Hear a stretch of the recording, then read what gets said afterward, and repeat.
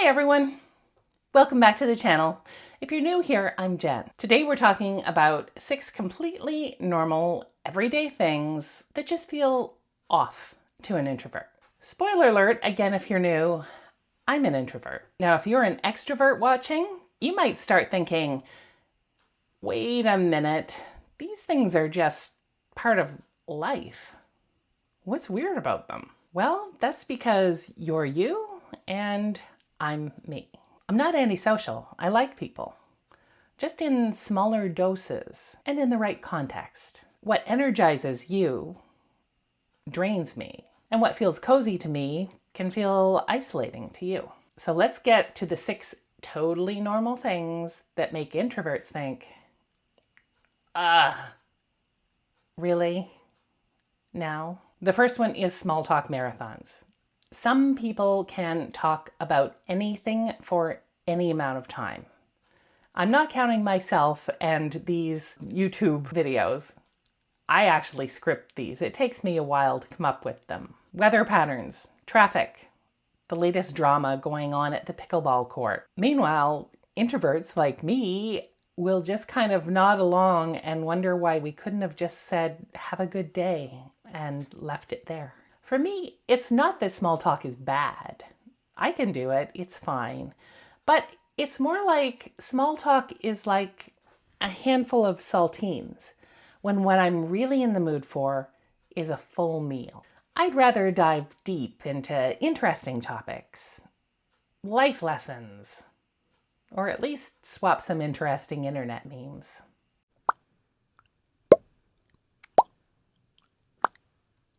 I can't count the times that I have been stuck in an elevator with a complete stranger who treats those 30 seconds like it's a real life elevator pitch.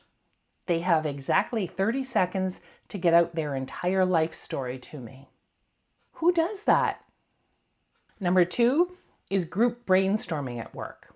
Now I understand that having a group brainstorming session is a way to get input from everyone. That's the goal, right? You want to get input from everyone, and that's a good thing.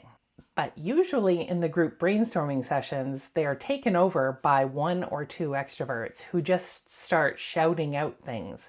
And the rest of the group nods along, and then boom, suddenly it's all resolved. We have a plan. The group brainstorming session has been successful.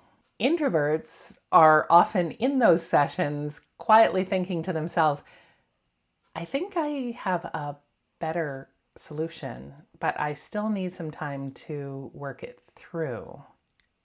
And by the time we've got it organized in our brains and we're ready to, launch it to the rest of the group, the conversation's over, lunch has started, everyone's talking about what they're doing after work tonight.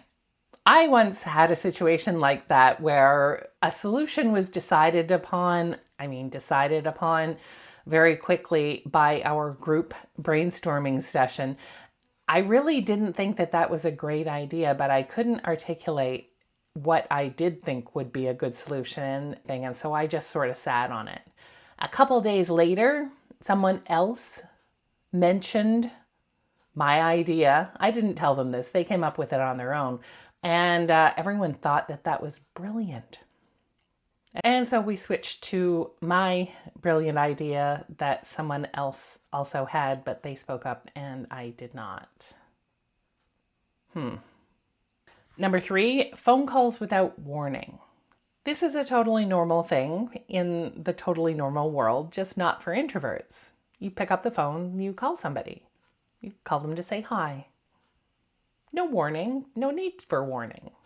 You don't even actually have anything to say specifically. You just wanted to hear the other person's voice. To an introvert, that's like showing up at somebody's door, ringing the doorbell and saying, hi, I'm here. I thought we got rid of that kind of behavior when we invented cell phones with texting capabilities. I mean, we're all of a certain age here, so do you remember back in the day when the landline phone rang? And it could be literally anybody who had to literally pick it up to find out and then deal with that situation right then and there. No warning. No preparation. It's not that I don't want to talk. It's that I like to have warning prior. Send me a text first. Let me prepare. Let me finish what I was doing. I need time to mentally shift gears. I've had my phone ring while I'm eating, while I'm reading, while I'm working, while I'm walking the dog, while I'm taking a nap. I'm not going to answer any of them unless the call display says it's family. I'll just text whoever that was later in the day and say that I was away from my phone. Hopefully, they will text back instead of calling. Speaking of taking a nap, I'm so happy to say that I'm partnering with Birch Living again. They're sponsoring this video. I've had my Birch Luxe mattress for almost a year now, which means that I've had a chance to sleep on it throughout every season. And I have to say that the natural and organic materials that it's made with really help support breathability and temperature regulation in what has been a pretty hot summer. Now, I'm one of those people who has to have a cover over them when they sleep, no matter the temperature outside. It's about monsters, if you must know. And the fact that I am sitting here talking to you is proof that it must work. Anyhow, it's been hot at night, so the organic materials in my Birch mattress help keep me cool. And even though summer is also allergy season, it's too bad for allergens and mold. Unlike synthetic mattresses, the natural latex in my Birch mattress is not susceptible to molding and accumulating harsh microbes. Plus, I know the mattress I'm sleeping on is created with natural wool, organic latex, and organic cotton, all sourced straight from nature. And they use zero polyurethane-based foams, and that means no noxious off-gassing while you sleep. And that just feels good. And if all of that wasn't enough to make you choose Birch over another mattress, whether you're a back, side, or combination sleeper, this was designed so you'll get excellent comfort and support, no matter your preferred sleep position. I used to toss and turn all night, and then wake up in the morning walking all hunched over for probably the first hour of my day. Now, I fall asleep almost as soon as my head hits the pillow. Very little tossing. And I wake up cool, comfortable, rested, and ready to hit the ground running. And Sky likes it too. So visit birchliving.com/silverandsolo. There's a link in the description as well to use my exclusive Labor Day partner offer for 27% off with the code BirchPartner27. And thank you again to Birch Living for partnering with me on today's video. Number 4, normal thing that is really, really difficult, really out there for introverts, is having to be on all day. There are some jobs out there that require you to be cheerful and chatty from the moment you walk in until the moment you leave. I worked in restaurants and bars for my entire university career. Being a runner or a busser is okay, that's fine, you're in the background. But being a waitress and a bartender, you are living off your tips. And how friendly you are, how outgoing, how smiley, how chatty, that can affect how much you take home at the end of the day. Like many introverts, I can do it, and I did it, but like halfway through my shift, my internal battery was flashing red. I needed a break to recharge. And I remember sitting quietly in a bathroom stall during a lull or a break in the action with my eyes closed, just trying to get enough energy together to make it through the rest of my shift. Even office environments can be draining for introverts. Coworkers dropping by for a chat, endless meetings in meeting rooms with live people. You have to chat with them, you have to talk with them, you have to put yourself forward. People calling you on your phone instead of emailing you or Teams chat. I can't tell you how many lunch invites I turned down just for the opportunity to sit alone at my desk quietly for 30 minutes. Work from home has been a lifesaver for introverts, especially this one. Number 5 is networking. If you want to get ahead, you have to network. Get out and meet people. Some people out there treat networking like it's a competitive sport, gathering as many business cards or LinkedIn connections as possible in the shortest period of time.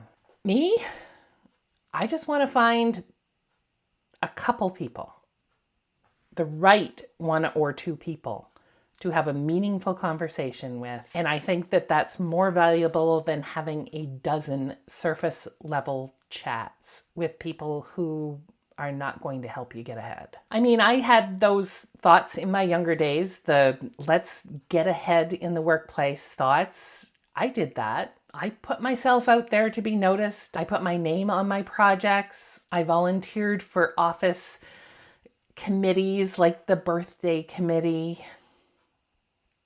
I made sure to take credit for anything of mine that helped move the needle on an important project. I was fairly successful and completely burned out.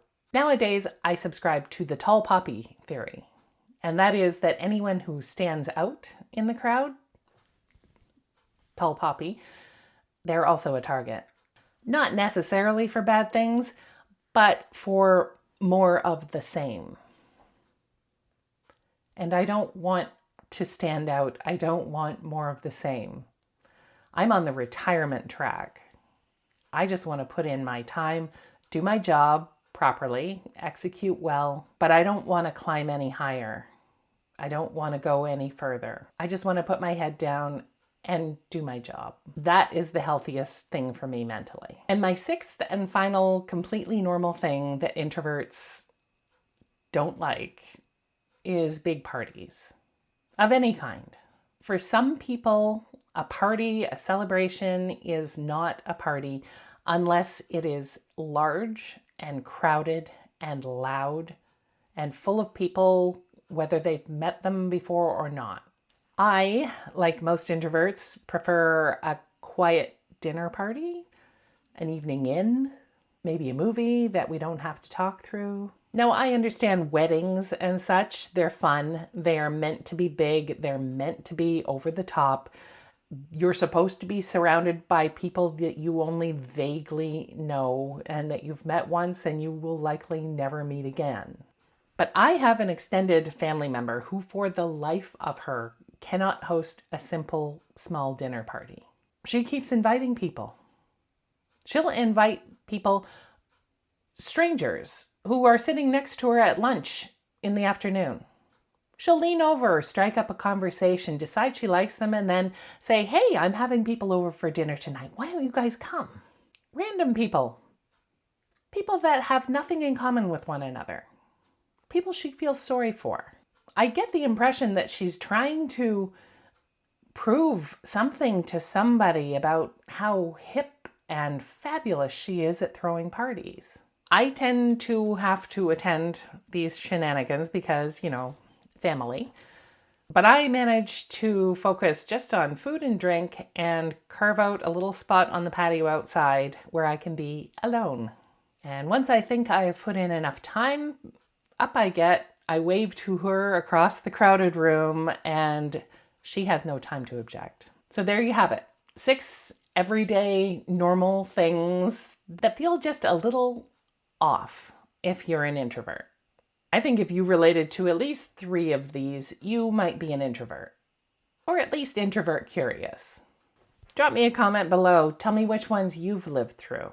And please hit like and subscribe and share with maybe that one friend who continues to call you right out of the blue. We'll get them trained eventually.